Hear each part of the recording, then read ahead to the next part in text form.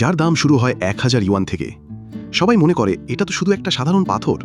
তখন তুয়ান তুয়ান বলে, বাবা, আমার মনে হচ্ছে এই পাথরটির কোনো বিশেষ গুণ আছে, কেননা আমরা এই পাথরটা কিনে নিই। রাজকুমার ইয়ান তখন পাথরটা নেয়ার জন্য ডাক তোলে। তখন সবাই বলে রাজকুমার পাগল হয়ে গেছে যে একটা পাথরকে কিনতেছে। এমনকি রাজকুমার ইয়াংজো আর তার স্ত্রীও তাকে নিয়ে মজা করত। আর রাজকুমার ছাড়া কেউই এই পাথরে দল লাগাতে চাচ্ছিল না। অবশেষে পাথরটা রাজকুমারের হয়ে যায়। যখন পাথরটি ভাঙা হলো তখন দেখা গেল এটি একটি অমূল্য নীলরত্ন।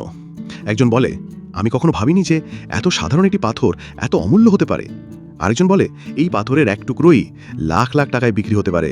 এই কথা শুনে সবাই অবাক হয়ে যায়। রাজকুমার ইয়াংজু বলে, কিভাবে সম্ভব এটা? এই ছোট্ট পাথরে এমন কিছু থাকতে পারে?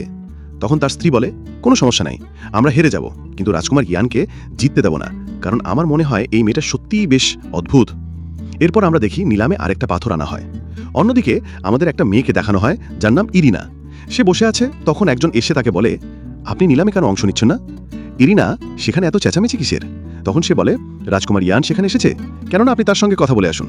ইরিনা তখন বলে, যে ছেলে তার বাবাকে মারতে পারে সে আমার সঙ্গেও ধোকা দিতে পিছু পা হবে না। এরপর নিলামের দৃশ্য দেখানো হয়। সেখানে সবাই সে পাথরে দর দিচ্ছে। রাজকুমার তুয়ান তুয়ানকে বলে, এই পাথরে কি কিছু বিশেষ আছে? তুয়ান তুয়ান বকে, না, এটা অমূল্য না, কিন্তু তুমি এতে দর বসাতে পারো। রাজকুমার দর লাগাচ্ছে, আর সেই সময় ইয়ানজো দর লাগিয়ে দেয়।